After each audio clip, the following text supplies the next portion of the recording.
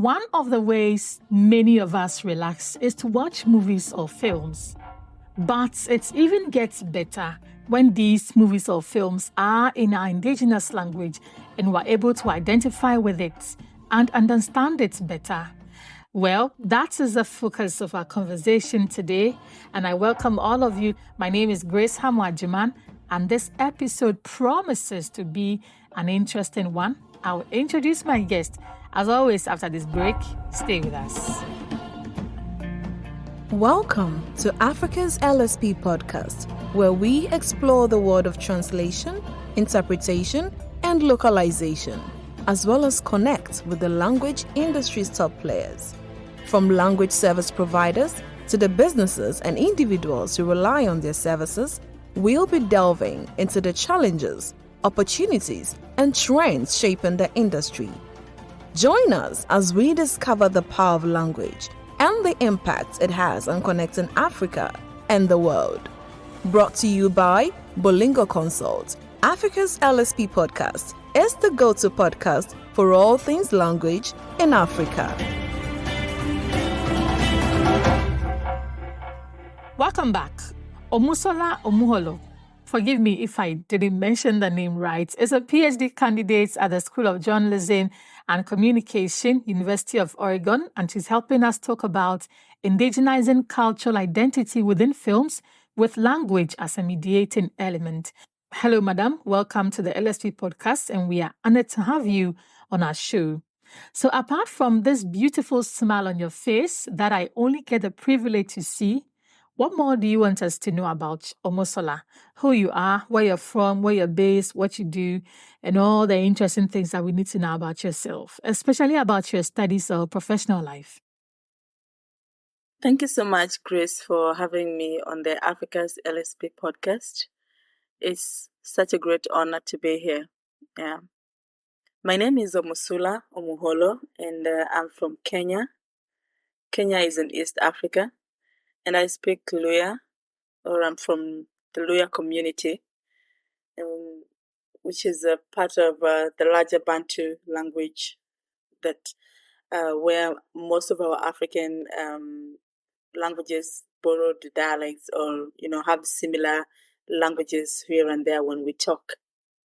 Yeah, and I come from a place called Mumias, which is towards the border of Kenya and Uganda, and also very close to Lake Victoria. Yeah, so a little bit about the meaning of my name, Omusula. When I first came to Ghana, for personal reasons and also as an exchange student and attending a youth exchange program, I met somebody who asked me what was my name, and I said Winfred, and they asked me, "What is your name?"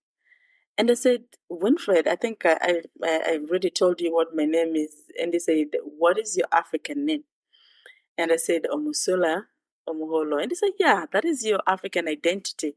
And then it then compelled me to actually find out what my name meant. And I learned that my name meant the uprooted one. So I'm constantly derive my life in such a way that I'm moving from one place to the other, gaining knowledge and sharing the knowledge that I gain from other places, moving from one place. Maybe one time, who knows, I'll eventually land in a place where I'll now say, okay, we are not uprooting anymore. This is where we're going to be. So I'm currently a student at the University of Oregon and doing my doctoral program in communication and media studies. Yeah. Wow, names, they say, have an impact on the bearer, and indeed, the story of your movement and your travels reflects just that. Omusula, the uprooted one. Great. So as part of your PhD studies at the University of Oregon, you're conducting research into indigenizing cultural identity within films. Can you tell us more about this research and what motivated you to go into this area? Thank you so much, Grace, once again. Currently, I'm researching indigenization of cultural identity within globalization, focusing on films. films, which is part of media. I say currently because my broader research interest is actually the field of intercultural communication, cultural studies, and the political economy of indigenous language media. And so for my current research, I base it on these key concepts, which include globalization, indigenization, indigenization, indigenous language, cultural identity, and the media, which is the films that I engage in my research work. Just to explain my research, it discusses audience evaluation of indigenous language use in the representation of cultural identity in films. And I know this might sound quite broad or ambiguous, so specifically, I engaged 2 films about the Zulu people to understand this evaluation of indigenous language use. In that both films document the culture of the Zulu people of South Africa and their great king Shaka Zulu's life. I don't know whether when you grew up, you read stories or heard stories about Shaka Zulu. I grew up mesmerized about his mother Nandi, and at some point I even thought that when I get a child, whether male or female, I would name them Nandi because I liked the character Nandi and how she showed herself in the Shaka Zulu film. So these 2 films, one of them uses English and is called Shaka Zulu, and the other one uses isiZulu and it's called Shaka Ilembe. So the Shaka Zulu is the first production, and the Shaka Ilembe is a recent production it's hosted by DSTV on Mzansi Magic TV. Tell me, what fascinates you so much about Shaka Zulu? It looks like he's had a lot of influence on your research work. Yeah, I'm fascinated by Shaka Zulu because it's when we are learning about heroes in Africa, one of those historical heroes include people like Shaka Zulu. Amongst the Luo people, we have Luanda Magere, and then we also have when we are discussing about Kenyan politics and colonization, we have a lot of people like the king of the Wanga, Nabongo Mumia.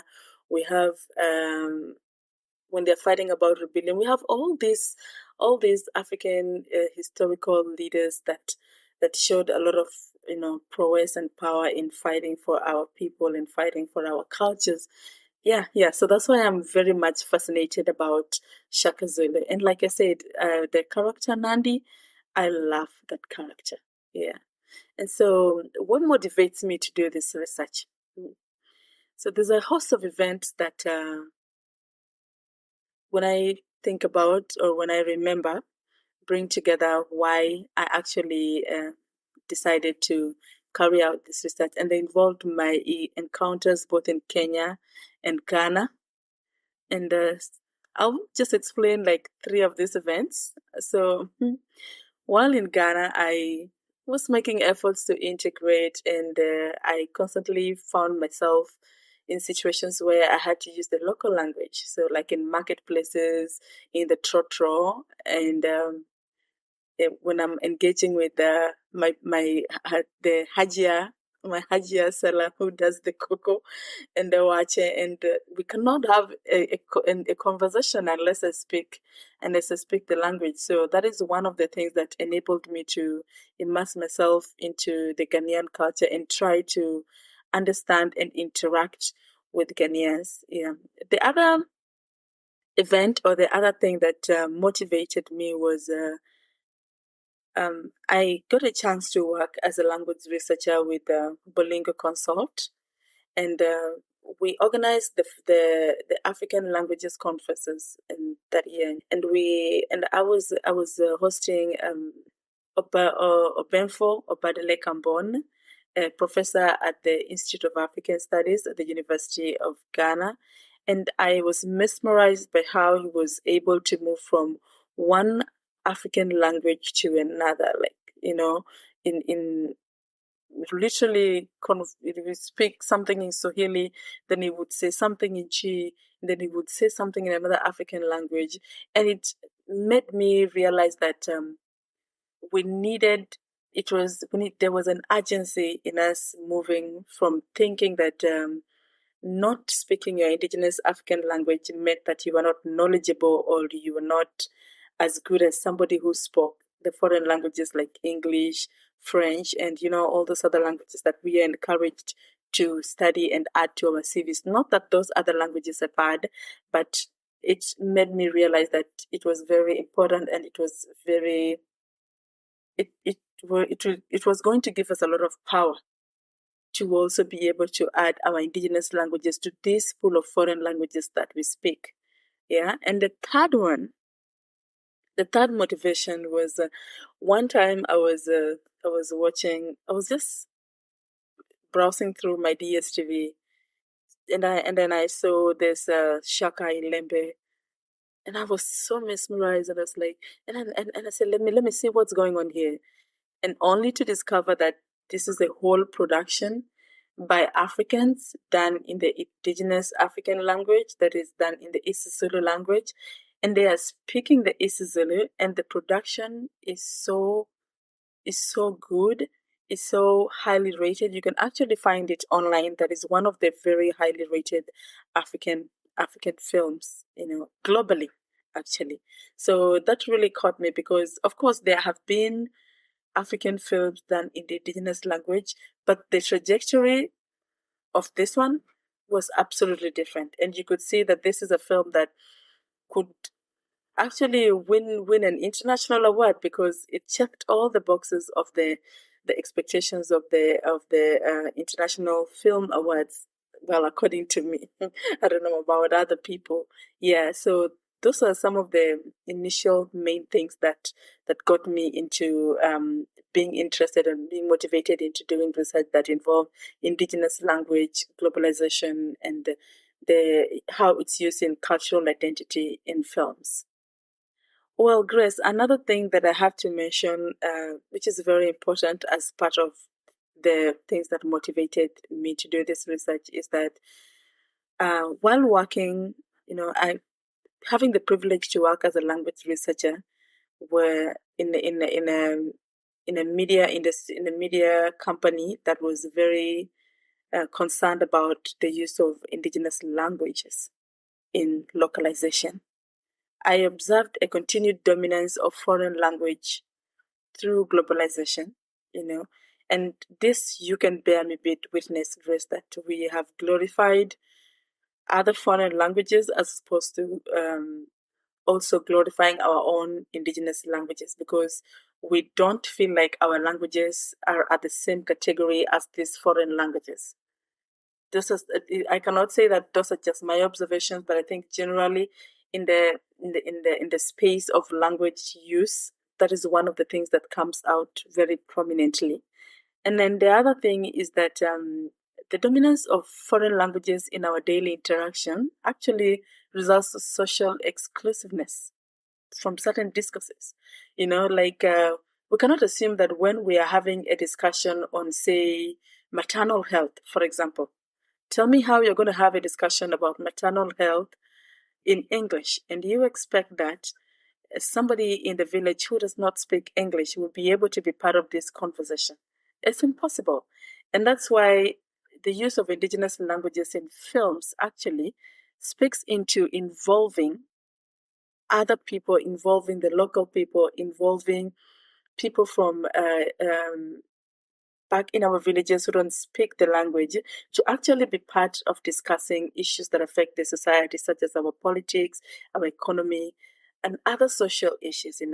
I'm going to do a special mention of Dr. Zippy Okoth, who is a professor from Kenya, who has done a very tremendous job with her recently released film Otis Janam, which she produces this film in the Luo language, and the film touches on very key societal issues such as feminism, the gender equality, politics, and all these topics that we always assume that we talk about them in English, and we assume that the local people, it takes away, it separates the local people because they're now not able to get involved. But when this film is used in Luo, it's very interesting how the concept of feminism is actually discussed using the Luo language. And then now it's easy for one to understand what is feminism or what is gender,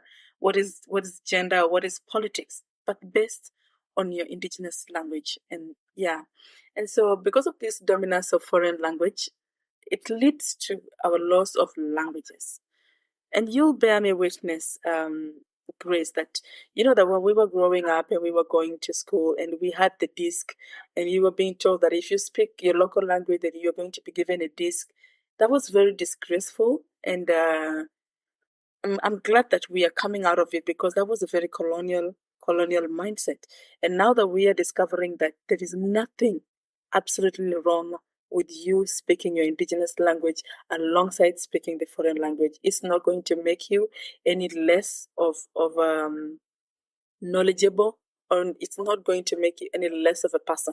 If you can, there's actually people who have a lot of wealth of knowledge, but they can only express that knowledge in their indigenous language. So do we water them down just because they don't speak they cannot speak the English language or the other foreign languages? And that's why I was motivated to do this research so that it would contribute in, one way or the other, us not losing our languages and not losing our cultures, to, see how we can use the indigenous language to actually say what we want people to see in that global space. Wow. You had a lot of reasons, and it is good you took it upon yourself to undertake this research. And that example you cited of how children are prevented from speaking their local language. Even in schools, we had people who were writing names of those who spoke their local language and were punished. So thank you for sharing that deep insight into it and also bringing it and telling us about the strong conviction behind the research.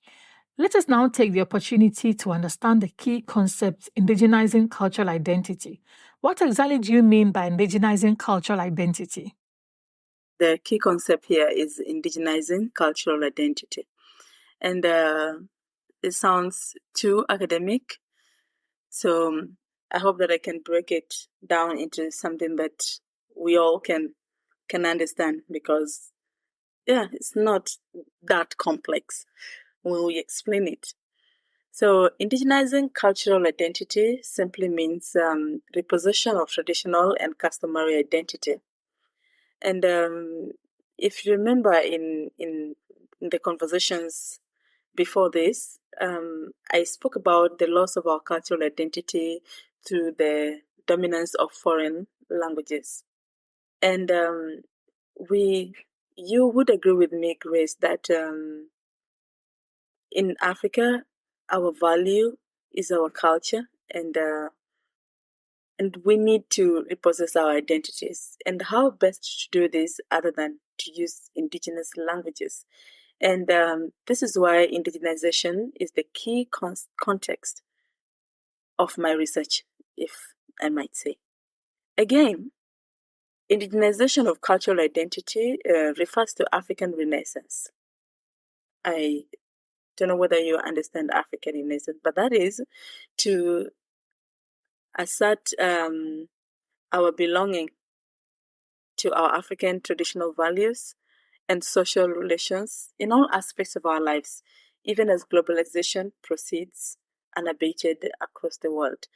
What do I mean here is that we really do not need to change anything to fit into any structure, or to think that we are not fit to be called global just because I choose to live my life in a certain way. I'm gonna make a very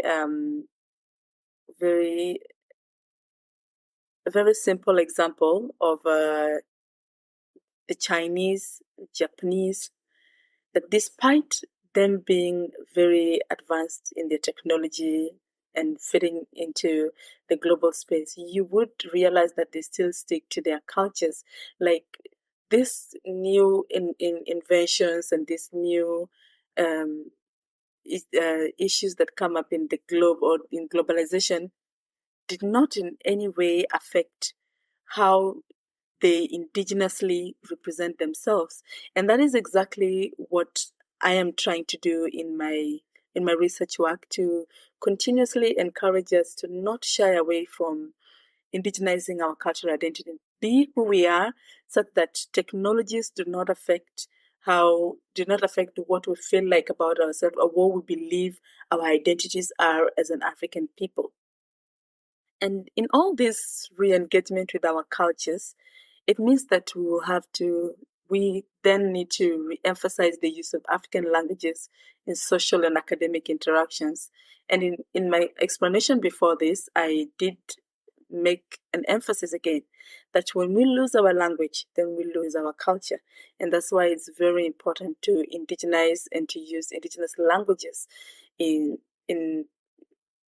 representing our cultures, because there are certain parts of our cultures that can only be explained if we use our indigenous languages. And when we change it into the foreign language, it may slightly water away the meanings of these things. That's just what I mean in short. Indeed, when we lose our language, we lose our culture, and we don't want to get to the place where we have lost our self-identity and who we are.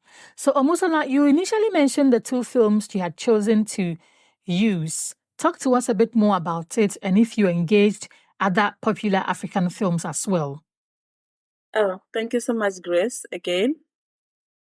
I actually captured this about whilst I was explaining my research focus, but well, I'll still talk about the two films.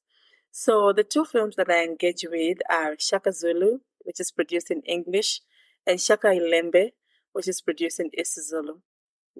Both films actually talk about the Zulu people's culture, and they tell of the story of the historical stories of Shaka Zulu, who is a heroic figure amongst the Zulu people. You know, when you're talking about the Zulu people, you cannot miss to talk about Shaka Zulu and how he helped them to fight the colonial powers.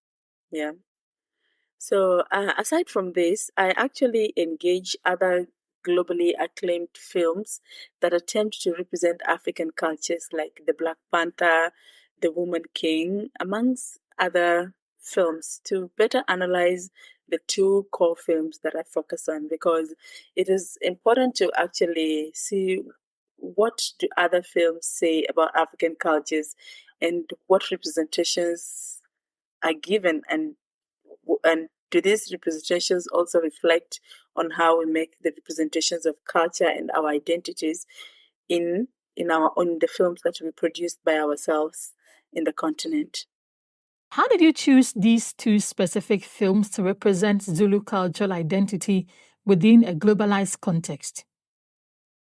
Yeah, thank you so much, Grace. My first stop to sample films with cultural representations was DSTV. And why DSTV? Because we realized that DSTV is a globally recognized subscription-based media company that showcases, among other things, productions done in the indigenous African languages, as well as representing African cultures. Yeah. When you go to the DSTV, they have packages that fit different audiences, and we have very. It's a very good thing that now a lot more African countries are being represented through different packages on DSTV. Then we have like Maisha Magic from Kenya. You get a lot of productions there done in Kiswahili and sometimes in the indigenous languages in Kenya. We have Mzansi Magic in South Africa, where I was able to watch the Shaka Ilembe film, amongst others, the Yoruba, Igbo, Hausa, and lately I saw that there's a Kwaba, which also represents the Ghanaian productions. And this is a really good space to go and sample films that are showcasing African cultures, because we are getting to a place where we want to tell our stories the way that we want people to see them. So Shaka Ilembe fit my research focus, and because I had already watched the Shaka Zulu story from a rented cassette, I didn't think too much about it, but I rather had to find it in a digital space so that I could now use it for my research work as opposed to looking for cassette because I couldn't get access to the cassettes at that time. The rented cassettes is one of the ways in which we used to watch our films back in the day. My father used to buy us lots of cassettes. One time, he's actually a teacher, a Kiswahili teacher to be precise. So you understand where the whole idea of languages comes from. I have a person that has already done it, and I'm literally just following in the footsteps. And so one time when he went to mark the national examinations, what you have in Ghana as WAEC, we have it in Kenya as the Kenya Certificate of Secondary Education, where we do the national exams and then we have teachers go and mark. Yeah, so my father got some money from this job and bought a DVD player. Yes, what it looks similar to what we now have as the DSTV decoders, but this one you had to input a cassette in it. A very big cassette, almost looks like a book, standard book size. And then those are the cassettes that we used to watch back in the day. And so it's appreciative that DST provides a platform where we do not now have to go to the cassettes, but we can access these films in a digital platform. All you have to do is to subscribe, and that's exactly what I did in that case. Yeah. And then, secondly, after picking out the films, I had to check whether these films really, beyond DSTV, can actually be watched by other people. So there is on the internet we have the Internet Movie Database, IMDb in short, which is a platform for rating films. So like if you want to watch a film and you want to see how highly rated it is, then you use the platform to do that. And so I checked the platform, and it always also has people who give reviews about the films. And so you decide whether this is something that you want to spend your time on or you don't want to spend your time on it. And so I found that these two films were highly rated, and I was convinced that I would use them for my research focus or for my research work. And besides that, the films themselves symbolize, if you like, the contestations, connections, contradictions, convergences between modernity and tradition, globalization and indigenization. What I mean is that depending on the way you would analyze them, these films can mean different connections between indigenization and globalization, But for me, what I mean is that South Africa as a society, which is the context of the film, exhibits in some sense a modernized society. Yet these films go down into the history and core traditions of the Zulu people. So you see, in these films, we can see contestations, connections, contradictions, convergences between globalization and indigenization, in the way that all these things are represented just by the use of the language that is used in representing the cultural identities of the South African people. I mean, the Zulu people that my research is actually focused on. Wow, Omusula, I must say that you have put in so much effort into this research. And so tell us what you expect to achieve with this research, especially its relevance to the film industry, as well as its contribution in preserving African languages and culture. Yeah, it's quite a long question with... Yeah, I know it's a loaded question. What I hope to achieve can be categorized in two ways. First one is conceptually, and if you like, practically. So I'll start with the conceptual, the conceptual part. My desire is to reconstruct the relationship between indigenization and globalization. Normally, we when we are discussing indigenization, we try to put it different from globalization, but that is not the case. They, in fact, go hand in hand. The very purpose, one of the reasons why we have globalization is because we have indigenization. We have people with different identities trying to be in one platform or trying to be on one level. You know, I come as a Kenyan, you come as a Ghanaian, another person comes as a Zimbabwean, another one comes as a, in the case of Africa, and we give ourselves a certain name. We are African. You understand? And then the aspect of globalization now means we bring and pull out all these parts that represent us and show people this is who we are. We are working with you, but this is who we are. We do not want to change who we are so that we fit in a space. But we are going to come with our uniqueness to fit in that space. And that's exactly what indigenization is about, those unique characters that actually make us have such fields as intercultural communication, international communication, globalization. So how do we work around each other with all this uniqueness? That's basically it.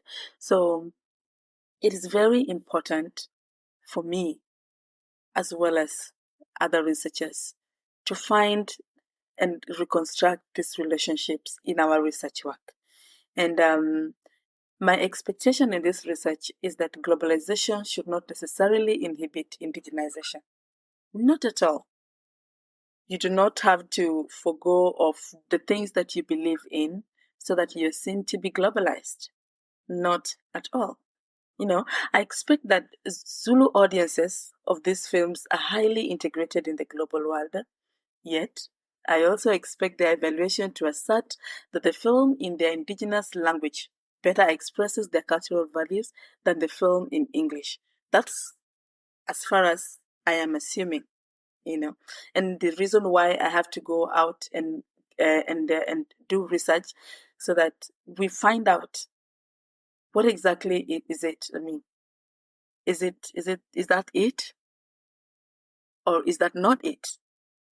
And because this I'm just in the process of my research work, I may not give an elaborate explanation about the conceptualization or the conceptual frameworks. And through my research, I really do seek to reconstruct this context and this notion, and to see how we can still be Africans but fit in the specs of globalization, or the structures that actually define what globalization is. Because I do believe that in our uniqueness, we can still be able to fit and not have to change anything. Let's take, for example, countries like China.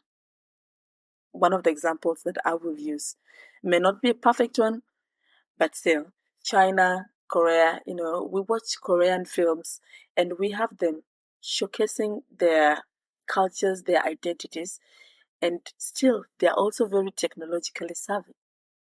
So it means that for us to actually fit in a globalized world, we do not in any way have to change anything. One of the things that also countries like China, Japan have done is to actually use their languages to interpret these technological works or these technological issues, so that the local people can understand them, so that you can actually go into their platforms and you see everything is written in the Chinese. I would love for a time when we have that kind of thing in Africa, when we're using the African languages to actually understand these technological words, because those words are there. We just need to work on them and find them, and which is why such research as what I am doing is very important, so that we continuously encourage ourselves to know that we can be cultural, we can keep our cultural identities and still fit in the globalized world without having to change anything at all. When we go to the practicality of the research. I expect to pose significant relevance to the film industry because based on the expected results of my research, I can talk about films to be encouraged to maintain, because we are already using those indigenous languages, to maintain that trajectory and use these languages to actually bring or share cultural representations. And so in short, what I mean to say is that I seek to contest the notion that we cannot be ourselves anymore in globalization. We really can still be ourselves and still fit into globalization. So the practicality of it is very important because there's no point of doing research and have it packed in the libraries, gathering dust when it cannot be practical to the society. And that's why I want to involve the audiences. I want to listen from my research focus. I want to listen to what the audience have to say about how these languages are used to represent their cultures. Yeah, instead of just watching the film and making an analysis of it, why not engage the audience whose culture is being represented and let them tell you what they think or what they feel about how the use of the isiZulu language is actually used to represent cultural identities of the Zulu people. Another thing, Grace, one of the things you have asked is what contribution does my research work make in preserving African languages and culture? Generally, having worked in the localization industry, that is the language and localization industry, as a language researcher, there are several ways in which language can be preserved, and one of them, which is the latest, is using artificial intelligence. But see, the thing is, the artificial intelligence cannot work without the humans. And even though we are going to go to a digital space where we are going to use AI a lot, we are going to supplement it using humanity. And how do we do this? Films is one of the ways that we can do that. Films are very as important a medium in the documentation of cultures as it is important to have them documented in books, written in books. But when it comes to stuff like language, you want to listen, you want to hear, you want to get the pronunciations right. How do we store these things? There are people who would prefer to listen to music about and pronunciations of languages through music. Other people would want to do it through films. And I want to mention a few people that I think have made a great contribution to the preservation of languages, the indigenous African languages. One of them is Katrina Ouma from South Africa, who has documented the Zulu language. Forgive me for that pronunciation because I'm not very sure about the pronunciation, but it's there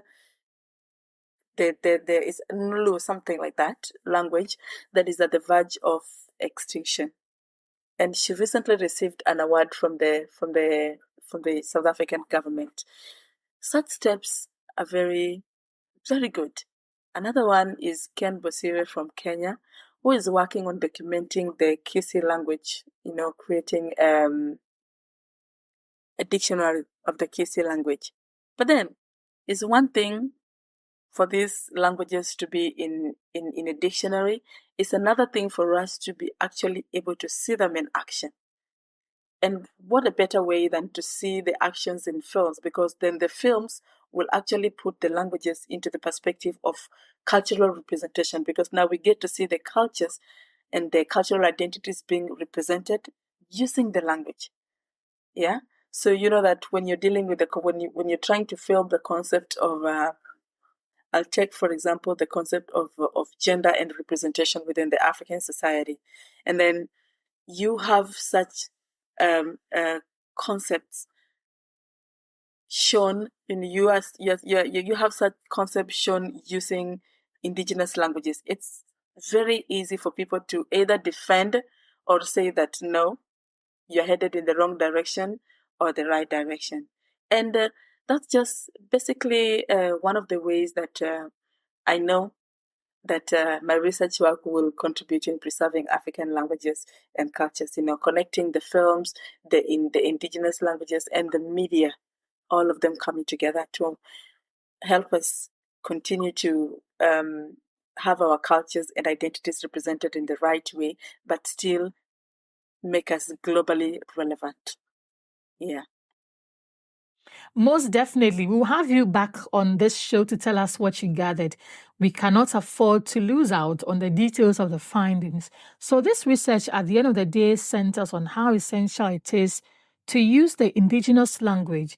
What do you think is the significance of indigenous language for cultural identity? You have mentioned most of them in passing in your answers, but let's go a bit deeper into that. Great. Let's take symbolic interactionism theory. This is one of the theories that I engage with in my research work to understand the importance of language and language use for cultural identity. Language with its symbols is key in formulating and expressing meaning of the world.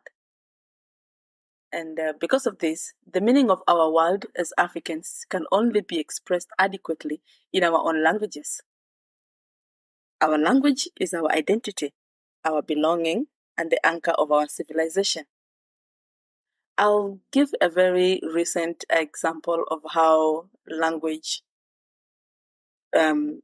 becomes very important for cultural identity. When you're as Ghanaians, this is a very controversial example, and it's meant for the laughter, but take it also very seriously. I am in my program. We have the Ghanaian students, and a lot of times I'm always hanging out with them. And there is just this way when they are talking, when they begin talking, and they will find themselves forgetting that there's a Kenyan amongst them and begin to talk, begin to discuss a topic in the Ghanaian language. At this moment, that's where they're actually appreciating their identity as Ghanaians. Their intention is not to leave me out, but that is when they're most comfortable to express that topic in their language, because then it will not make sense. Like, there are things that you want to say, you cannot say it in another foreign language apart from your own.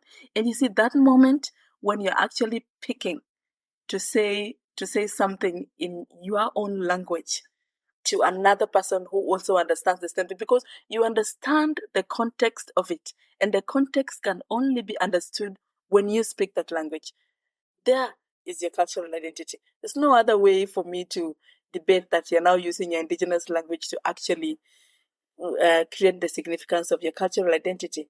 You get it? Can you imagine us talking about the stew, the golden stew in English? No, we'll find ourselves getting into the nitty-gritties of the golden stew using the Akan languages and how those languages actually express the importance of that stool within the Akan people's culture.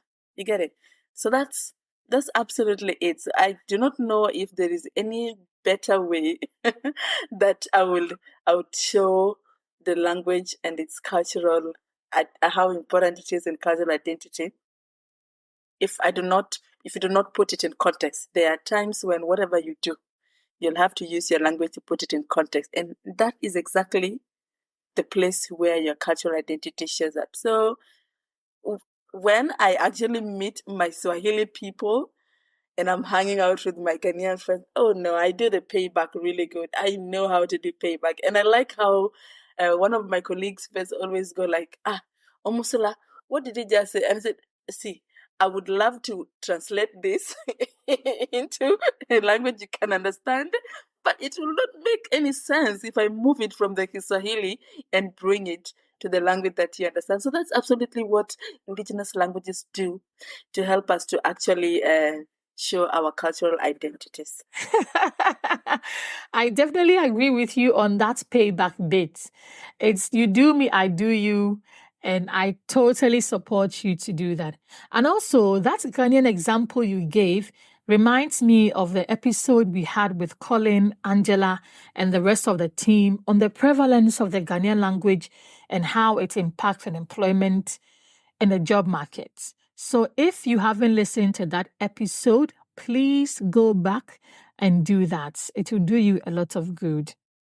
Thank you so much, Omusula. Thank you so much for sharing this. Tell us what your take is about the relationship between indigenizing cultural identities and globalization. Are they mutually exclusive or complementary? And why would you choose any of the sides? Well, it appears this particular part of the conversation, the indigenization of cultural identities and globalization must mean so much for you to, continuously have me talk about it. And I'm enjoying it. I love it. You could ask me 1,000 times, I would still talk about it, In all the conversations that we've had up to now, I have tried to speak about indigenization and globalization. But, well, let's still talk about it. We'll probably have people who are coming in late and start from here, then they go up and now say, oh, what else was said up there? So let's do this. Indigenization and globalization are not conflictive, but rather complementary and mutually enhance each other. Why do I say this? Because globalization is about appreciation of and interaction with different cultures. Just as I explained, all our cultures, we are unique in the way that we express who we are and how we want people to see us. And we do not want this to be taken away from us in the name of globalization. And that is why we cannot separate globalization and indigenization of cultural identities and make them two. They work together. They go hand in hand. In a nutshell, to interact convincingly, one must know themselves first very well to understand and appreciate the other person. You can't tell me that you are going to be able to have a conversation with a French man and not be able to uniquely exist on your own or represent yourself such that the Frenchman will still see you speaking French but look at you differently. Like there's something different about how you speak that French, and that's what makes you different from the other person. You get my point? And so, yeah, they can never be mutually exclusive, but they are constantly complementing each other in every stage, in every time we are trying to bring across cultural identities in globalization. What do you think is the future of the indigenous language used for cultural identity and representation in films about Africa? First of all, Grace, I would really want to express how proud I am of the efforts that film producers are making in using indigenous languages in their films. Be it just for cultural representations or just be it just using it to just have it there. I find it very, very, very encouraging because we are moving into a space where we are having our children not able to access the indigenous languages in the ways that our parents or our other generations accessed it.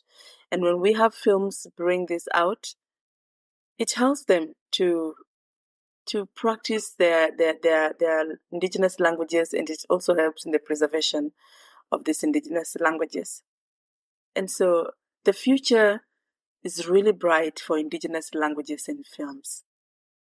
Like I've just said, there are many more films being done in indigenous languages, a lot of more productions, and such media houses, globally recognized media houses like DSTV, amongst others, are doing such a good deal to have these platforms where producers and can have productions that are done in indigenous languages to represent our cultural identities and, most importantly, to tell our stories. One of the writers, Chimamanda Ngozi Adichie, she expresses this a lot: the fear of telling a one-sided story.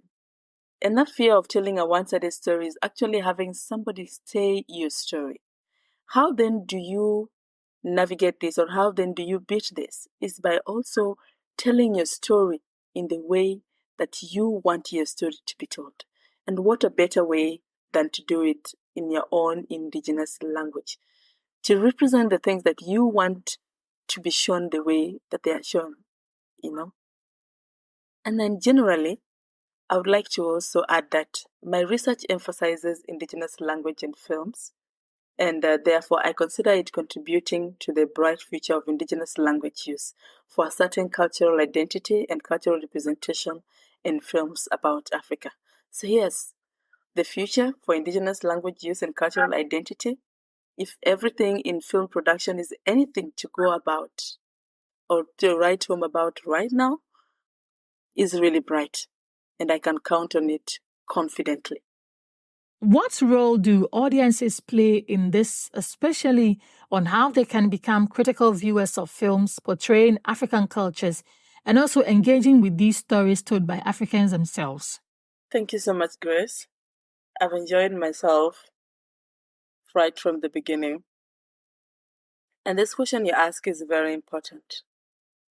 First of all, we use films as mirrors of the society, as a place where we can sit down and look at what is presented to us and say, is this what is happening in our society? Does this really represent what our society is? And so film audiences are like the eye and are a capital for films.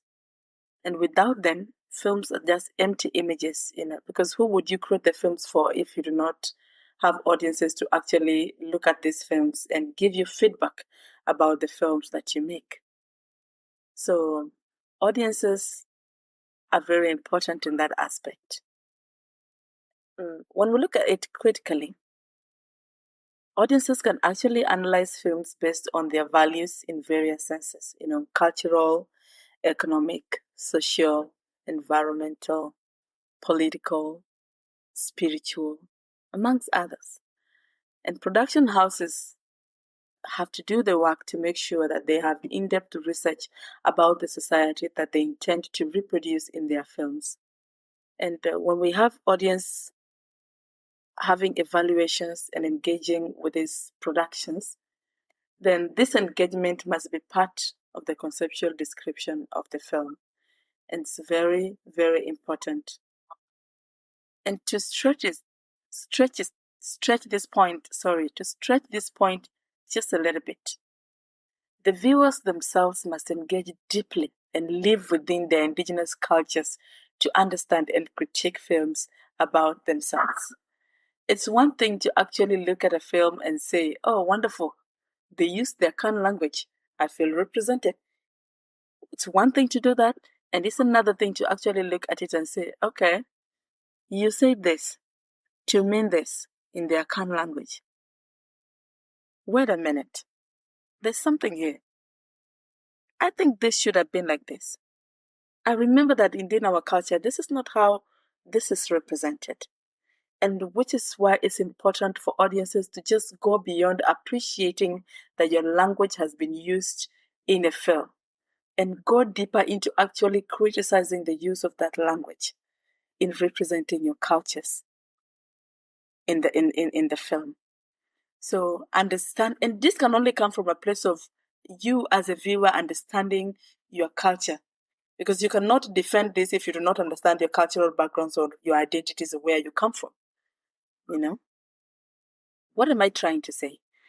Generally, the media in every country should promote freedom of expression to expand the space for people to express themselves, the things they see about their cultures, and contribute to discourses around films, because films cannot stand on their own without the audiences, or without critic, without researchers, without people, viewers commenting, critiquing, talking about this film. Because actually one of the things that makes films rate highly is viewership and the interactions on those films. And right now we even have social media platforms that even makes it more a bigger space, and you cannot have an excuse about it now, because you have a space where you can actually engage with these films in a much more critical way, as opposed to the usual surface way that we've been engaging in films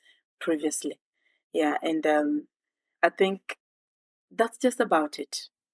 Yes, because here in Ghana, we have a whole industry or production chain called Kumawood, where all the films produced are in the Akan language, the setup, the props, the music, and everything depicting the Akan people and other tribes. And they came in to save the industry when it was inundated with some other cultures some years ago. So the importance of the use of indigenous language and specific cultural practices or specific cultural properties cannot be overemphasized.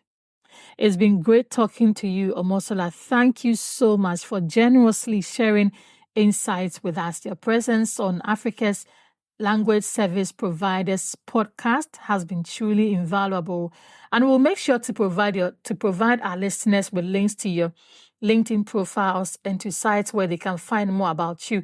But are you on any of the social media platforms? You want to share with our audiences how they can reach you? I do have social media platforms where I engage with my mind about issues to do with culture. So I have my blog, The Culture Trail by Omusula. I also have my YouTube channel, The Culture Trail by Omusula. In my YouTube channel, I actually document my experiences with culture, be it food, be it the people that I interact with, be it places that I go to, be it the books that I read, the films that I watch, comment on cultural issues that are projected on the media generally. And sometimes I do also try to cook some of the cultural foods that I encounter in my journey. And for my blog post, I do document a little more detailed commentaries about culture generally. Yeah. And when you meet me on Facebook is a very informal space. Sorry, it's a very informal space for me to interact with my friends and colleagues about, those tiny things that sometimes I come across culturally, and I found just very interesting to talk about. So basically that's it. And as well as LinkedIn for other stuff that I do, be it workshops, conferences, and just the little works that I do that involve culture and and encouraging us to continuously be proud of our cultural identities, and just be sure that we are okay as we are. You don't really need to change anything. Yeah. Thank you once again for your time and contribution. Well, thank you so much, Grace, for having me. This was such an honor. It was really such an honor to be here. I hope that we find another platform where I can actually now come with the results of my research work and we talk about that. Yes, thank you so much. It's been amazing talking to you, Omusula, and to you, our audience there. Let me just quote a line from what Omusula said. She said, "You are okay just as you are. Your language is beautiful just as you are. Your culture is beautiful just as you are. And you don't need to change anything about yourself." Omusula Omuholo, my guest on the show for this episode. Thank you so much for joining us. This has been another exciting and interesting episode. My name always is Grace Hammoah Agyemang. I'll see you again in another episode. Till we meet again, Bye-bye from all of us here and the team.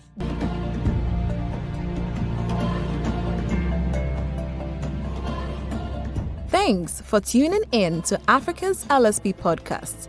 We hope you enjoyed the conversation and learned something new. For feedback or enquiries, reach out to us at podcast@bolingoconsult.com.